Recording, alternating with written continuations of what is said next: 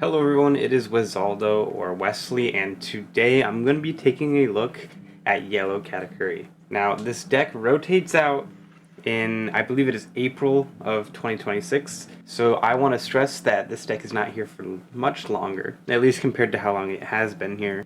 So if you do like the deck, now's the time to play it.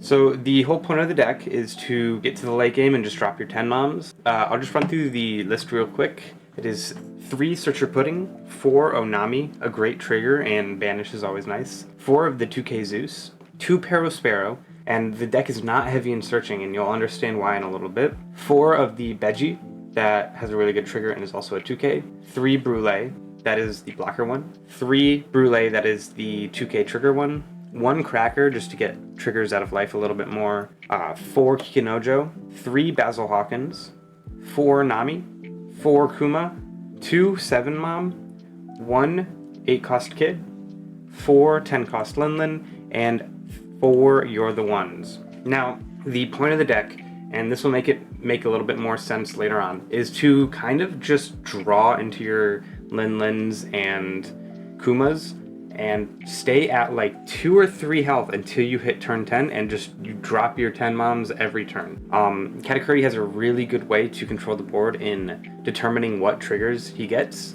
by looking at the top of his own life, and he is also a 7k swing with just 1 Don, which is in itself pretty powerful just because it gets you 1 above that 6k threshold that UP has and 2 above the other leaders in the meta. Now, you don't want to run a ton of Parasparrows because it's a brick, and the deck also runs the 7 cost Linlin, 8 cost Kid, and 10 cost Linlin as bricks as well. And yeah, the whole point is just to get triggers out of life. So a general game plan is if you're playing into aggro, stay at 2 or 3 life until the late game, and then drop your 10 moms, and you want to control the board in that case. If you're going into control, you can play a little bit more aggressively so you can get your opponent down low in the early game, just because those 7k swings going at your opponent are going to be pretty threatening. So generally it's okay to go down to 1 or 2 life as long as your opponent doesn't have a ton of swings on board. You want to use your Namis and your Onami triggers to kind of curve your opponent's strength, if that makes sense, by KOing the 5 cost on board, and you can swing into your opponent's board with the Katakuri as well. You only run 5 searchers, and 2 of which are also just things your opponent has to attack into and KO to search. So you do really have to rely on getting the Linlins out of life or off of a search, and it doesn't feel bad, and you'll understand why once you kind of play the deck a little bit. The Kumas make it feel really nice. That it's the best way to kind of stay in the middle range of life where you're at 2 or 3, just dropping one of these on your 6 and 8 Don turn. Speaking of how many Don you have on a turn, the deck wants to go second 99% of the time. I'd say the exception is if you're playing into something like a Limb or a deck where the curve going first is just so much better for the deck. You want to take first instead. And yeah, I'm going to hop into a game. I feel like I gave a pretty good rundown of the deck, but I will give more information while I'm playing. Alright, we are into a Kuzan. This will be interesting. I definitely don't want the Namis, just because my opponent probably doesn't have anything I want to remove with them, and this is a little rough, just because I'm at a spot where I have the Linlin, but I don't really have any early game, so I think Kuzan's going to have a stronger early game than me. I think I'll just swing big at life. View my top life. I'll place it on top. Next turn, I can Kikinojo into swinging at life, get some of the bricks out of my hand. I'll go to 5, yeah. Oh, actually play the Hawkins. Hawkins is a little bit scary in this matchup. I'm gonna view my top life. I'll place that on top. Interesting. And then I'll pass. I think my opponent probably forgot that I get the +2 from attaching a Don and swinging, or the +1 from that. Draw a Kuzan and a Zephyr. I'll counter out here. I assume it attaches 3 and then swings big, or not. I think this might be a little bit of a rough matchup just because my opponent isn't going to have anything in that 5 cost KO slot.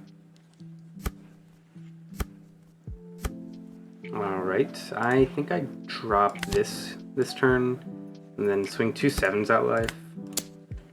Next turn I can drop the 7-cost Lin and swing into life with a couple 6s into 7, and then the turn after that I can drop the 10 Mom. View my opponent's top life. I'll put that at the bottom. I know my opponent will have a 1k at the bottom of their life. We're pitching 2ks, a lot of 2ks, so that means they probably have a lot of good 1ks in hand. I probably use You're the One to counter out of something trashing a You're the One, just because I like my hand right now. I do wish these You're the Ones were characters instead, but can't win them all. Is the Kiku not going to be able to attack? Yeah. And another You're the One there, so that's fun.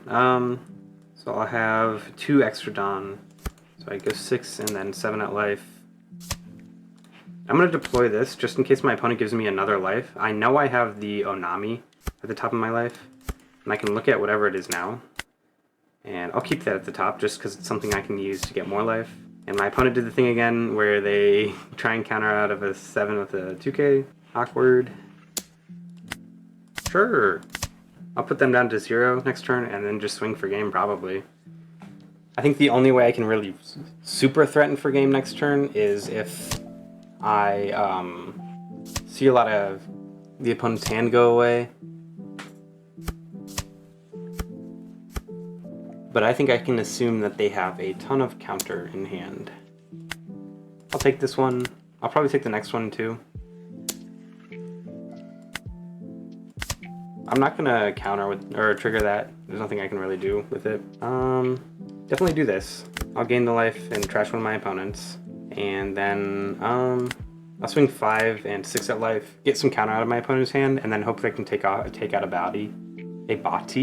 Body. Interesting. Maybe they have a ton of bricks. No, I know they have a lot of 2Ks. I mean, there's not something better here to take out. So I'll swing at the Kuzan.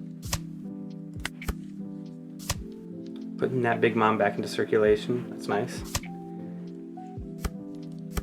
Probably try and clear my board here. If they can play a blocker, they still have 4 up. I take that.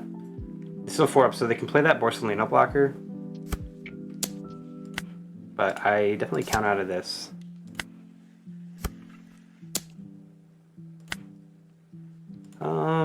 And this one. And then they only have 2 more 8s, so I can counter out of that with what I have in hand. GG. Okay, or not. But yeah, you can see the deck feels pretty oppressive into this late game meta. The deck struggles into aggro a bit. So I've played against a Reiju in one of my games that I filmed, but I probably won't include it, was against a Rayleigh. And it performs decent against Rayleigh, in all things considered, if you can control the board. My opponent just got me down to a point where I didn't have a ton of cards in hand and my opponent didn't, and he just had the extra turn to end the game that I didn't. Like if my opponent hadn't found a Kitten Killer on the last turn, then I would have won, but they did. Alright, that's the game. I think I got a decent amount of showing off the deck in and kind of explaining how it works. I know it was a little bit shorter, and sorry for that. This is only a deck highlight and not a road to national. I think the deck is pretty good, a great one to bring to your locals, and a very fun one to play. I think it does have some competitive viability. I was playing on the ranked sim when I filmed that, just because the deck feels a little bit stronger than what I would normally play for a deck highlight video. Anyways, I'm going to make some improvements on it as well. I think some of the weaker options in it are the Nami and Cracker. For the Cracker, I'd cut down on it and put in a Brûlée, this blocker one. It makes the deck a little bit more safe and doesn't remove any counter or triggers from the deck, and it also does not make your Big Mom Pirate searches any less accurate or consistent. So I think bouncing that up to 4 is good. I think the Nami can feel a little rough just because there's not a ton of 5-cost targets in the meta right now that aren't getting bumped up. Like, you have the Namis and Resonantes in UP, but not much else. The Sanji pudding in green purple generally gets bumped up to a 7 cost, but I think at 7 things to remove 5 costs, it's going to feel decent into Zoro and UP, and Bonnie as well. But if there were more 5 costs in the meta being super relevant, then I think it would be better running it at 4. So I want to cut it down and add in a Basil. Again, not making your triggers any less consistent and giving you the same amount of counter. It's a little bit cheaper, so that 4 cost turn is going to be a little more consistent, where you play a 4 cost and then swing, or maybe you play a 4 cost and swing with none on later, or maybe you just play the 4 cost depending on if you're going first or second. I think cutting down on a kid is good. If you are not seeing it enough, 1-ofs are really rough in my opinion, and especially in decks like these. I think adding in a pudding is a good idea because it's in that 1 cost slot. It gives you some more counter. It makes the deck more consistent. I know I said before that it makes sense running 5, and I think 5 and 6 aren't too far apart. I think 6 makes more sense just because it's an even number. It gets rid of a 1-of and stuff like that. And this pudding has counter, and yeah. I think if you wanted to put in more blockers, you have the option of this Sanji, because it is searchable off the pudding. So that's a really good defensive option. It also draws you cards.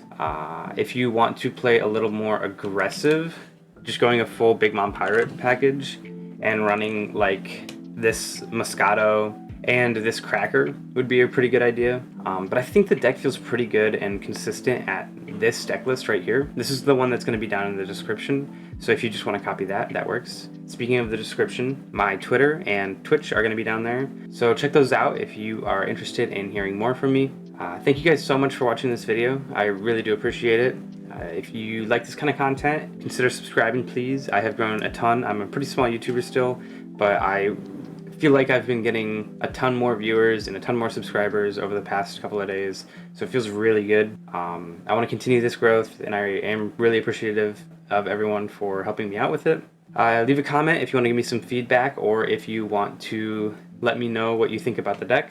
Leave a like if you like the video, please. It really does help with engagement and reach. And yeah, thank you guys so much for watching again, and I hope to see you in the next one.